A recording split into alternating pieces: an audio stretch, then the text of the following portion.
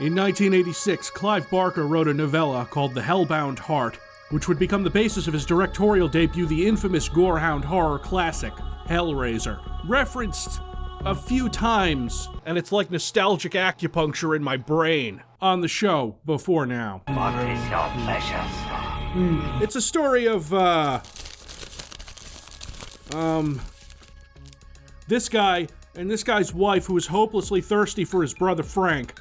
And so they bang, but sometime later Frank comes into possession of a puzzle box that opens doorways into another dimension, and then come the Cenobites who take you and torture you forever. I think that's the best summary I can come up with, but if you want a rundown of the whole series, Hellraiser 2 is when Frank's niece is in a mental hospital, but her doctor is trying to open the box because he's crazy. And then Julia, her evil stepmother, comes back in a scene so violent I can't even show it. But then, they go to hell, which is all like this, and the Cenobites worship Leviathan, which is...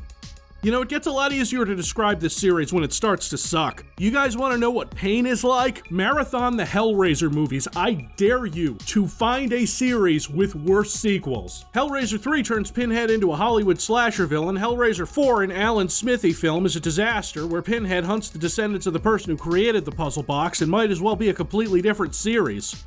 And also in space. And then Hellraiser 5 is about a super brilliant detective who's an asshole, so he gets trapped in a Pinhead mind game forever. Do you see this with the Kung Fu Cowboys? This is the best Hellraiser movie after Hellraiser 2. Weirdly, the guy who directed this went on to make Doctor Strange. And then Hellraiser 6 is about Kirsty Cotton's husband, who is an asshole, who gets trapped in a Pinhead mind game forever, and I couldn't tell you what happened in Hellraiser 7 if you put a gun to my head. Hellraiser 8 is Hellworld, and it's really fucking bad.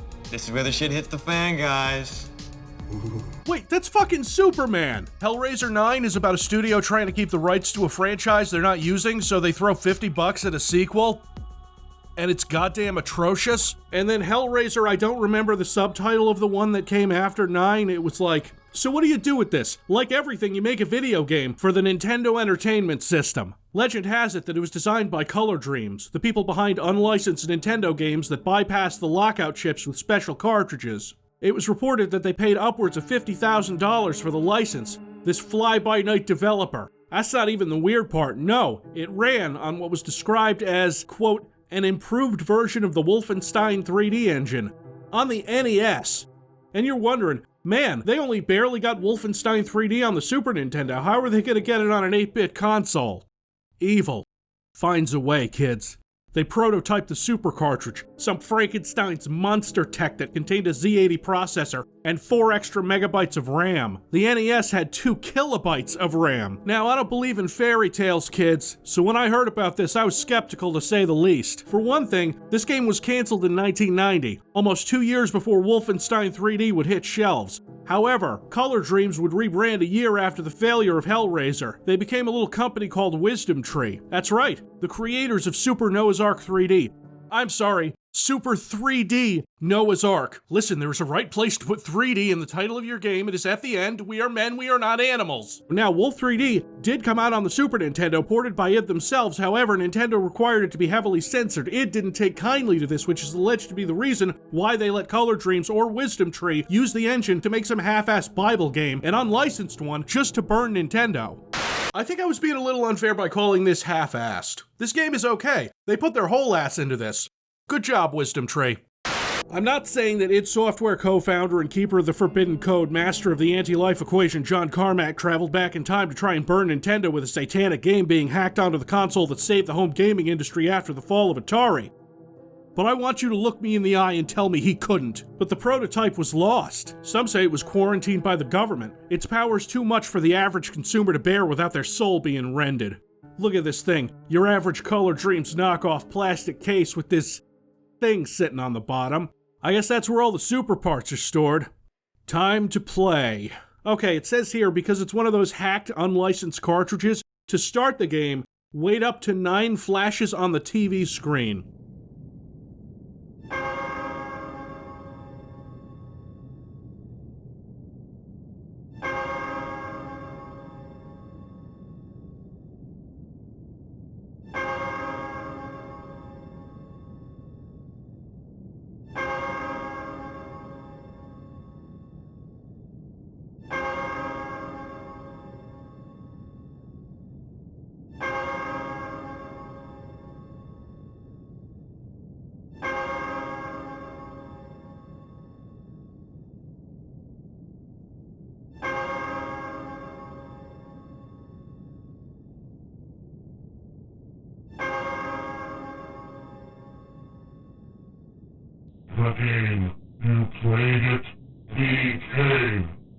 Oh, come the fuck on with this now. Come with us, and we will show you pain. I can't understand what you're trying to say.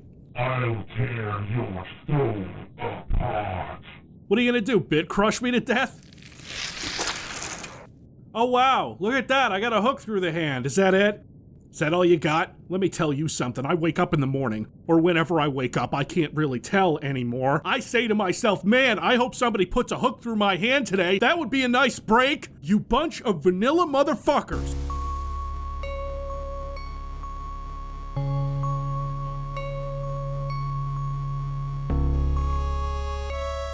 This game is clearly unfinished, but also it's very, very ugly. My God, it's ugly. AVGN may have beaten me to Chex Quest, but I beat him to the fucking Hellraiser cartridge.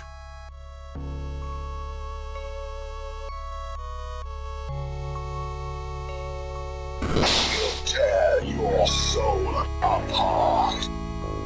I don't know what they were thinking, but I guess it's an advanced version of the Wolfenstein 3D engine. The floor isn't just a solid color. Some concessions had to be made for the performance. I'm at about 10 FPS on average, which is, shit. But you see the window there, right? The awful colors, the sluggish movement. I didn't know what I was getting into.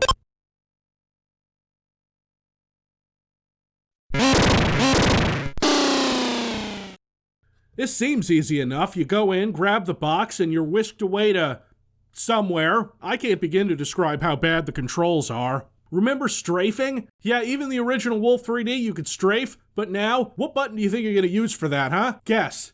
You give up? It's none, because the NES controller has a D-pad, a start button, a select button, and an A and B button. A is shoot, B is use. There's no strafing. What did I even expect? You go through these mazes and you shoot eyeballs. Yes, floating eyeballs. I should have known. They did do that effect, like in the movie when you use the box on them and they go all electric yellow and disappear. You don't have health like in Wolfenstein. You get 5 hit points. And these eyeballs are barely able to hit you, so why all these blood vials for pickups? When they do hit you, it's bullshit Wolf 3D hit scan damage. Yeah, you know the kind. I'm glad I did a Wolf 3D video now before getting to this. To get out of each level, you have to hit some switches, and a message comes up on the screen that says how many sacrifices remain. This game is actually sadomasochistic enough to make the switches that you need to hit in order to progress hurt you. You get all your health back at the beginning of each stage, but oh, we'll get to it, don't you worry. The levels themselves are usually fairly small, nothing like you'd see in Wolf 3D. It doesn't look like they even got doors working. Secret walls are here, though. The only thing that makes this look like an advanced version of the Wolfenstein engine is that it's dark as shit and the floor is shaded instead of a solid color. It's giving me good old Carter 7 flashbacks because I don't remember good games. So that's the first 5 maps of Hellraiser, shooting eyeballs and hitting switches until it lets you leave. So far, it's ugly, it feels bad to play.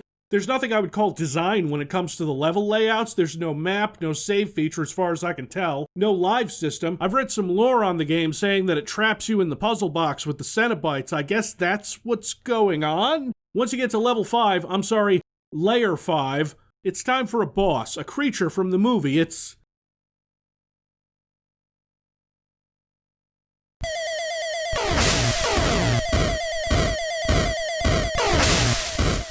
oh god, they couldn't add something to make that not sound so shitty.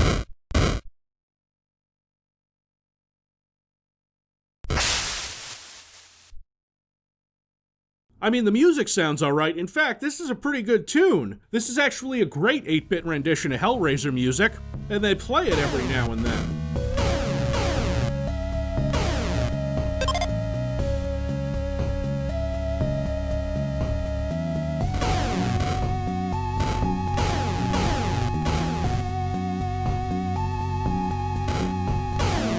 You shoot at it. A lot.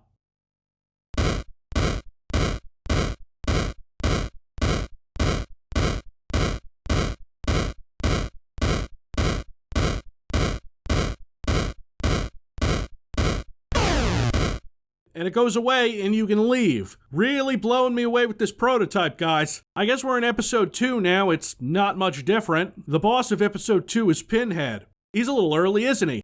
Did you get owned by Dr. Channard again? This takes forever, and not being able to strafe makes dodging his projectiles pretty difficult. Blue balls, not like chains or anything. Yeah, there you go. Get zapped away. A flunky boss in your own game, you fucking loser. Episode 3, the one where it gets mean. Great, right? You didn't think they could add instant death pits into an engine that doesn't have height, but they did. You can see all the blood switches, but you have to find a way to get to them, obviously. There's a secret wall here. Here's the problem. With your, enhanced floor and ceiling shading effects, can't see the goddamn things coming!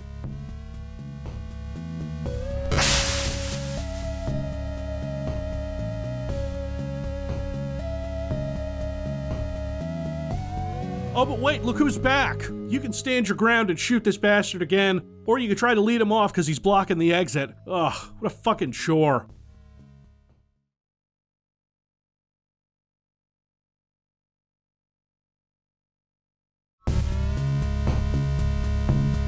Oh, please God, no. What the fuck?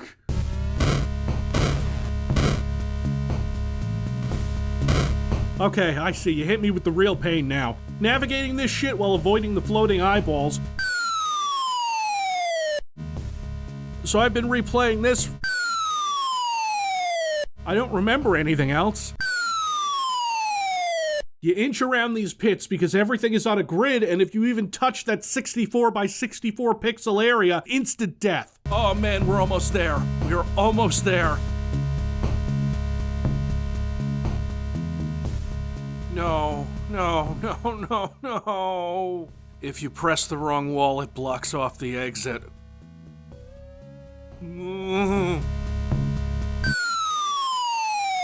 This is what I'm calling the pit episode up until the boss fight.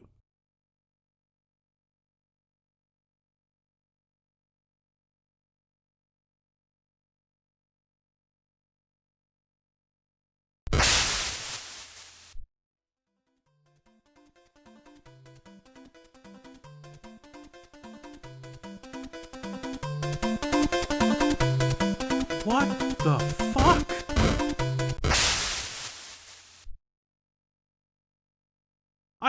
I can't kill him. He's invincible. And he one-hits me. And also, that's not a character from the Hellraiser universe unless there was some kind of crossover event I'm not aware of. I've seen Baby Yoda Pinhead. I have not seen Mario Pinhead.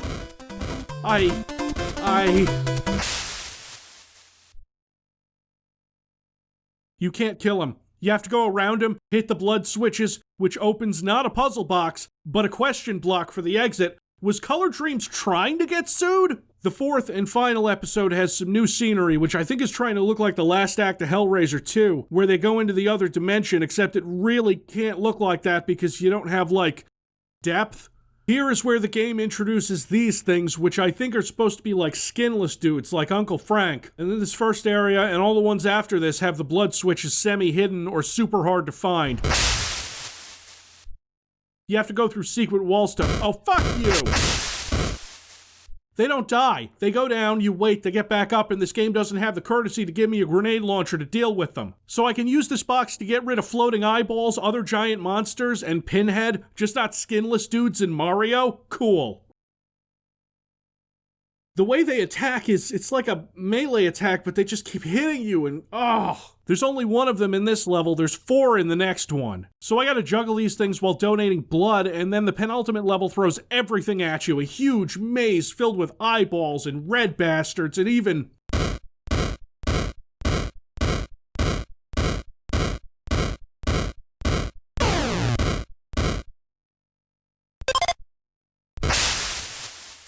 After wandering around this map for nearly half an hour trying to find my way back after hitting all the switches, I'm rewarded by the final boss. Who could it be? Satan? That homeless bum who eats bugs? The doc from Hellraiser 2? Nah, close. It's Leviathan, the giant diamond that emits darkness. Except, not giant. It shoots you, and because you can't strafe, it's fucking nearly impossible to actually survive it. Or tell if you're doing any kind of damage. Why would you make the final boss a stationary non-character? Who asked for this? Oh, no, wait, of course.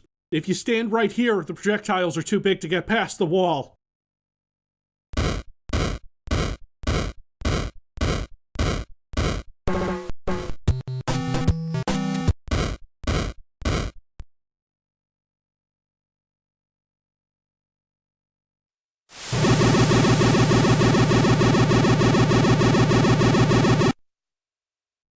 Congratulations, you have defeated the evil Pinhead and his devilish Cenobites. You are truly a Hellraiser? Color Dream salutes you, the most radical of dudes. No, I get it. I get it now. Color Dreams rebranded right after this to do Bible games as penance to save their souls after unleashing this onto the world. And now you have passed it, Tef. You are ready for the real stuff. Time to play again. Oh, you know what? Hold that thought.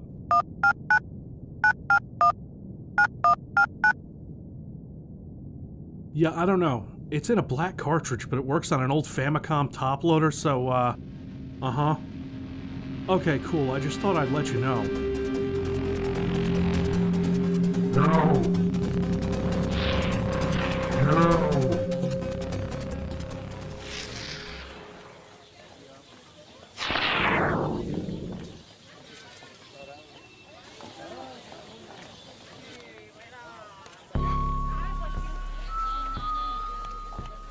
What's your pleasure, sir?